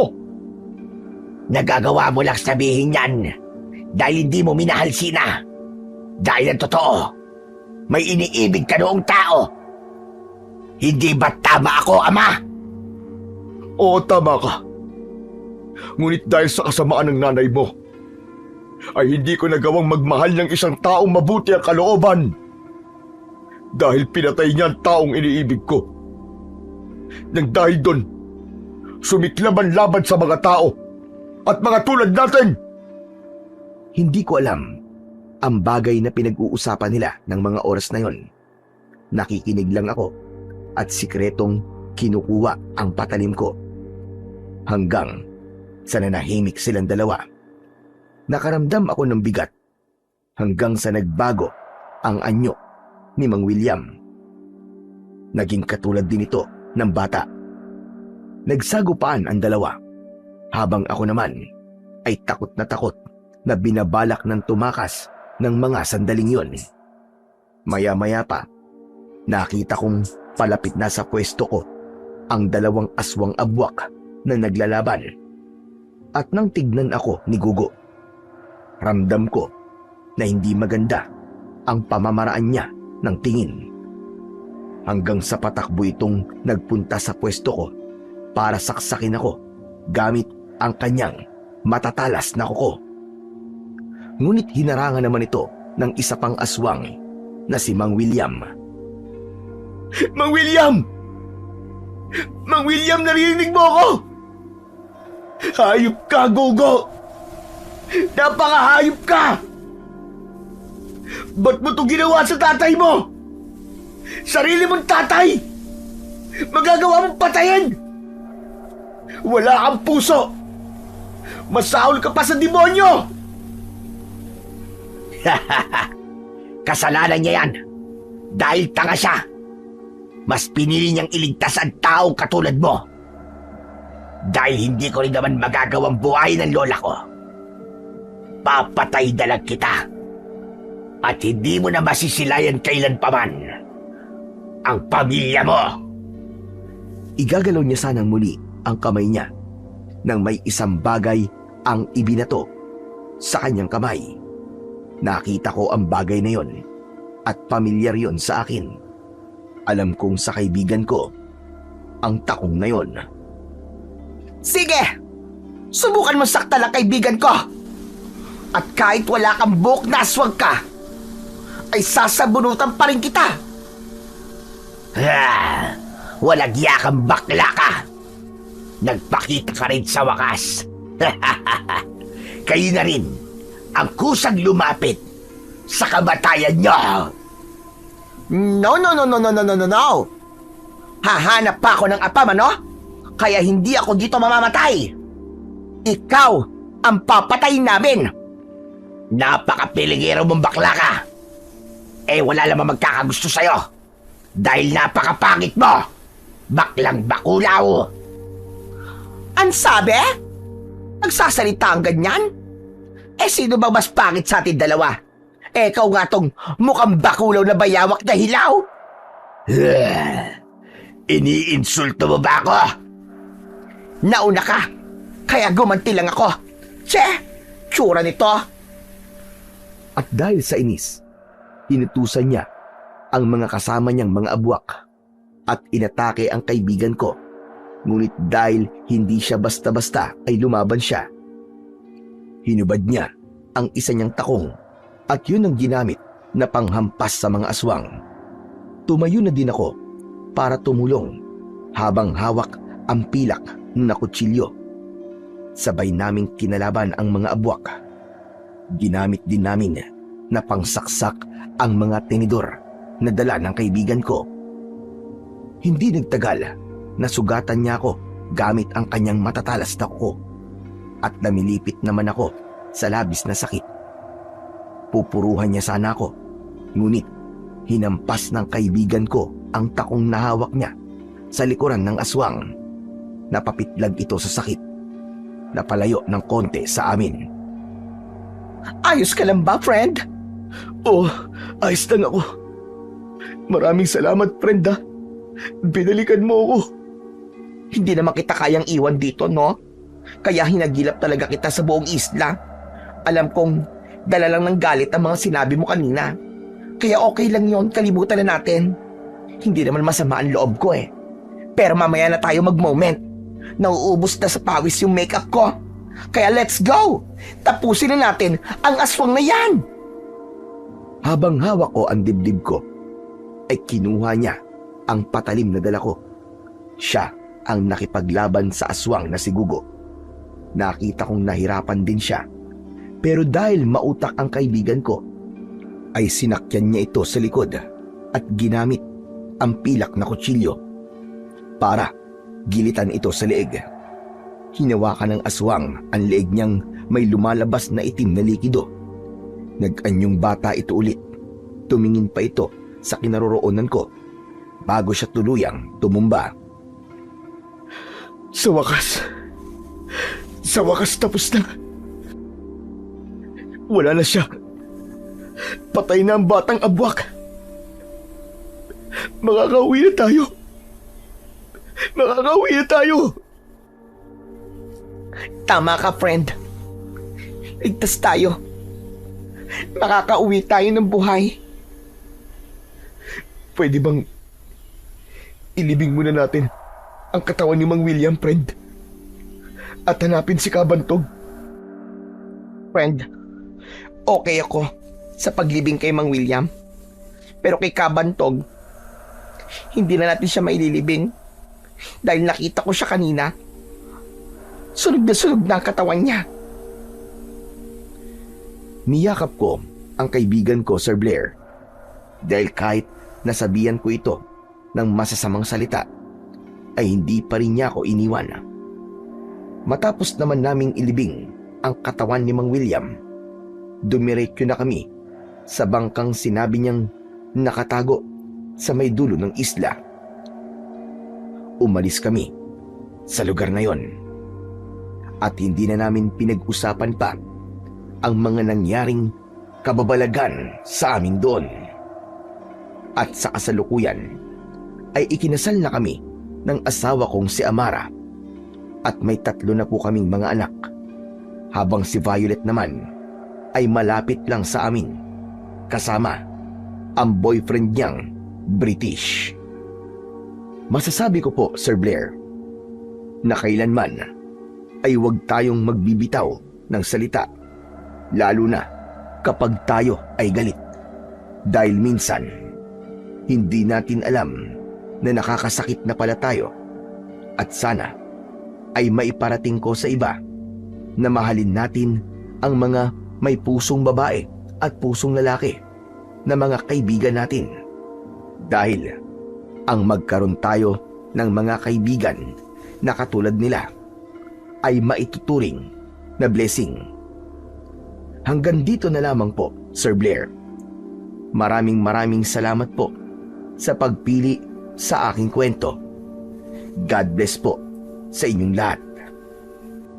Isang tunay at tapat na pagkakaibigan. Tunay ngang mahirap hanapin. Ngunit sa kwentong ating napakinggan, pinatunayan na sa kabila ng kanilang pagkakaiba ng kasarian, na isang lalaki na may pusong babae at isang tunay na lalaki. Ngunit hindi naging hadlang ito at nanatiling buo ang dalisay na kanilang pagkakaibigan. Pinanday ng mga pangako, sakripisyo at pinagsaluang hirap sa buhay. Mula sa kahirapan, pinili nilang magtrabaho ng marangal, bitbit ang iisang hangarin na tuparin ng kanilang mga pangarap nang hindi inaapakan ang dangal ng iba. Dumaan man sila sa matinding pagsubok na halos ikamatay na nila at muntik pang lamunin ng kadiliman dahil sa isang masamang elemento na nagnanais na sumira sa kanila. Hindi kailanman nabasag ang kanilang katapatan sa isa't isa. Sa halip, ang kanilang samahan ang naging liwanag sa gitna ng dilim. Patunay na ang tunay na pagkakaibigan ay hindi nasusukat sa anyo, kasarian o panlabas na pagkakaiba, kundi sa tibay ng puso, paninindigan at pag-ibig nandang ipaglaban ang isa't isa hanggang sa wakas. Sabi nga sa Kawikaan, Kabanata 17, Talata 17, ang kaibigan ay umiibig sa lahat ng panahon at ang kapatid ay isinilang sa panahon ng kagipitan. Sabi rin sa unang Samuel, Kabanata 16, Talata 7, sapagkat ang tao ay tumitingin sa panlabas, ngunit ang Panginoong Diyos ay tumitingin sa puso. Ipinapaalala lamang ng mga talatang ito mula sa Biblia na ang tunay na halaga ng isang tao at ng isang pagkakaibigan ay hindi nakikita sa kasarian o anyo, kundi sa puso at sa kabutihang handang ialay. Minsan, ang inaakala ng iba na kahinaan o kaibahan ay siya pang nagiging dahilan ng kaligtasan, pag-asa at liwanag sa gitna ng kamatayan at dilim. Muli po, maraming salamat po sa inyong walang sawang suporta at pakikinig sa aking mga YouTube channel na mga kwento ni Apong Isaac at The Voice Addict. Hanggang sa muli po, at abangan niyo po ang mga susunod pang mga kwentong katatakutan at kababalaghan na aking ihatid sa inyo. Pagpalain nawa kayo ng puong may kapal.